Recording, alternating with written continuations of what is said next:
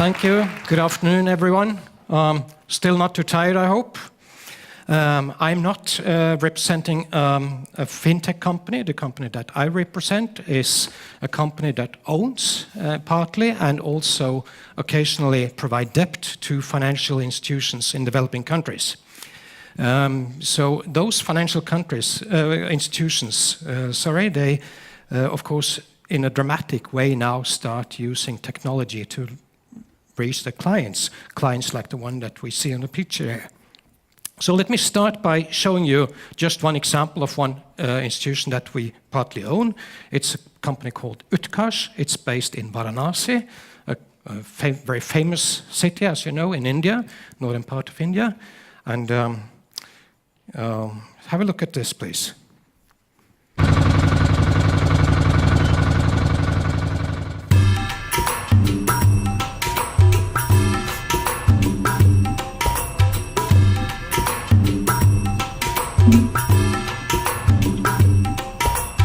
बहुत ही मुश्किलें थी हम लोगों के पास। पहले नंबर दुकान नहीं था, तो हम सिलाई वगैरह जानते थे, तो फिर हमने सब पैसे की बहुत तंगी थी, तो फिर सोचने लगे क्या करें। सिलाई करते थे तो उससे पूरा नहीं हो पा रहा था, तो फिर हम कहें कि कुछ ऐसा करें कि और ज़्यादा पैसे आएँ। तो फिर हमने इसी उत्कर्ष के बारे में हमने सुना कि ये हमको पैसे देती है लोन पे। फिर हमने लिया और उठा करके फिर हमने छोटा सा दुकान डाला।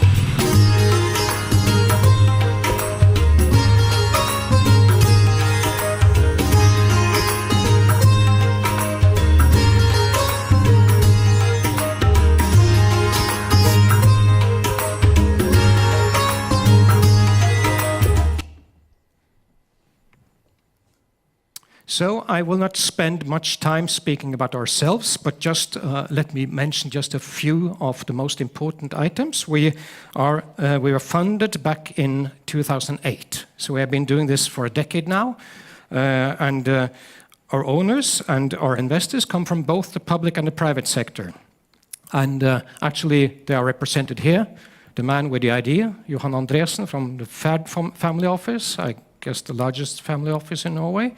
And next to him, we have another of our board members, Norfund, who spent about 48 hours contemplating about the idea and then jumped on it.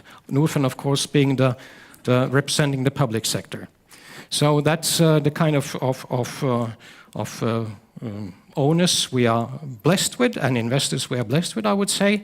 And we are one of the rare examples of a public-private partnership that functions in this sector. I believe you have met earlier today Deepak from Arise, also a very rare bird, so to speak, in that context.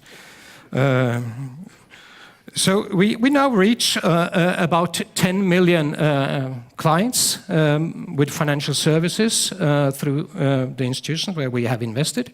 They are mostly, 95% of them are women. So a very women-oriented business. But let's move to the markets that is in focus for us today here, and that's India. And you will frequently see that the number of people who are financially included is dramatically increasing. Well, that's true. If you measure it in the way on the top part of this graph, you see that roughly 8 out of 10 Indians now have a bank, some kind of account in a financial institution. What you should be aware of, many of you may be aware of it already, but many of those accounts hardly have any deposits in it at all. Because people are poor, so you don't have money to put in your accounts. And very few transactions are seen too in many of these. And furthermore, you see the financial literacy level at the bottom left end. 7 out of 8 Indians hardly master basic, should we say, concepts that are important for the financial choices you make. Like, for instance, interest rates. And I believe CGAP earlier today they have really done some great work in showing that, why that is the case. So it's very dangerous to provide financial services without good counseling to our clients. And you can also see a poverty line. I mean, you see that still 60% roughly of all Indians are poor. And what's frequently forgotten is that the ones who are not defined as poor, they are not necessarily that much better off. You know, in this graph, in this way of counting, if you earn, let's say, 50 cents or $1 or more, you are no longer poor, but you're living on the edge. So the takeaway from this is that we see still massive need for affordable and accessible financial services to poor people in India. We don't have time to really delve into the details here, but I think it has, as we see it, has been a really key driver for financial inclusion in India, that they have made some very sensible regulations. We are not in a camp where we are frustrated by, for instance, the central bank and other authorities in India. I think they're very clever people. They know exactly what they're doing. Even though you might not always agree with them, I think there's a very competent people. And let me just delve a little with the Aadhaar card. I don't know whether we have discussed it previously today, but it was introduced in 2010. In 5.5 years, they had printed 1 billion of those cards. And I just made a quick calculation, and it corresponds to about 727,000 cards every bloody day for 5.5 years. At a cost of a little more than $1 per card. So something to learn from that, I think, at least if there's someone here from the Ministry of Justice in Norway who are struggling with the Norwegian version of an identity card. And it's biometric and it's pretty safe.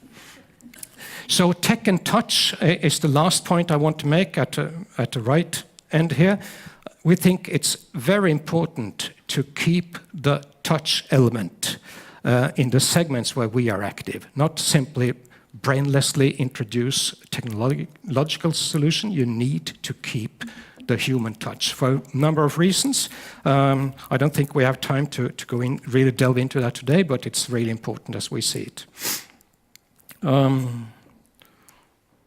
Let me jump to our first case example. I think the Telenor representative elaborated a little on this. This is what we call the human ATM. I think this is a term you have heard previously, of course, most of you. And this is a man who is running a small shop 1.5 hours outside Hyderabad in southern part of India.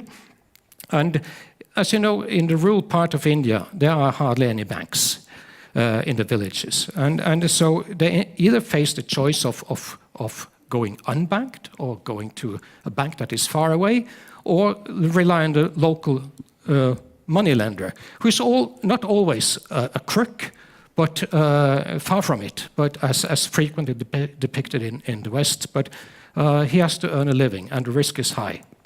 So that's the alternative, and there is where the agents come in. And this man, he works for Subk, which is a company that we have been invested in for some time, and they have 12,000 agents like him. So, and they perform all the basic financial services because they're linked up with banks, and that's important. It's only the banks that can produce the full repertoire of financial services. So on behalf of them, he can take deposits, he can arrange withdrawals, and he can transfer cash. And of course, one aspect with the way he functions is that he has very low marginal cost in providing these additional services. He has a shop to start with, and he has usually some spare time, so he can offer his services at virtually zero cost. And the villages, they get their financial services literally just around the corner.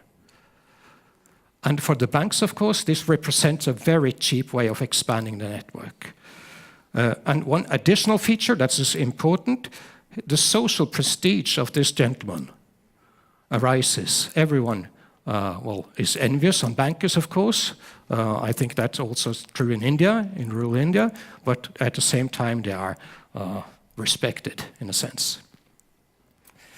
So this is Subk. They have this model. If we move to another case study, it's a different concept. Sorry. It's a company called Satin. We have been invested there for several years. And you see here a number of women. This women group, which I'm sure you know, it's very common in India. They take up loans together. So if some of them is not able to repay, the others will have to chip in. But they use it for their own individual purposes. Maybe one of them buys a buffalo to produce milk. Maybe one of the others start a small shop selling something. And this young man here, you can see that he's using a tablet to keep track of the loans. And that was something that I forgot to mention when we looked at the agent. The agent was using a tablet, as you could see, and he also has a reader or a device that can check the Aadhaar identification card very quickly in a matter of a few seconds. In the case of Satin, it takes 10 seconds, both to do a credit check and also check the Aadhaar.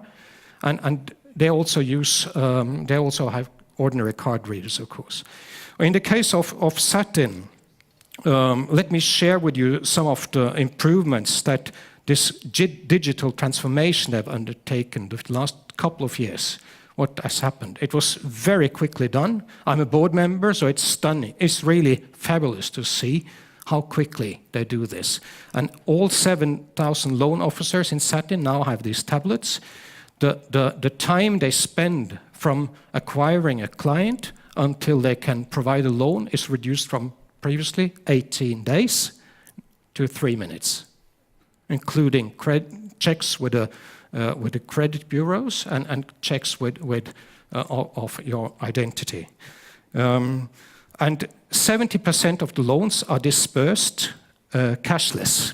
You see he has some money in his hand. He's probably collecting money. The collection of money is still done manually. I mean, for all practical purposes, the financial activities in the villages of India, they are cash-based, right? Of course, looking at the management side of things, having this system implies that they're now online. They have real-time updates of everything that happens. They have real-time profit and loss and financial books. And the KPIs are updated the next morning for all levels in the organization. And you can imagine what this does to transactional costs. So let me go to the very last slide. It's important to realize that both regulatory, sensible regulatory changes, as well as the technological improvements have been very important so far. We definitely think that will go on. And we will, for us, it's absolutely vital. We cannot go on providing more outreach, better designed products, and increase our efficiency and lower the costs of providing these services without the technology component. But we always also include the human component because we have the clients we have.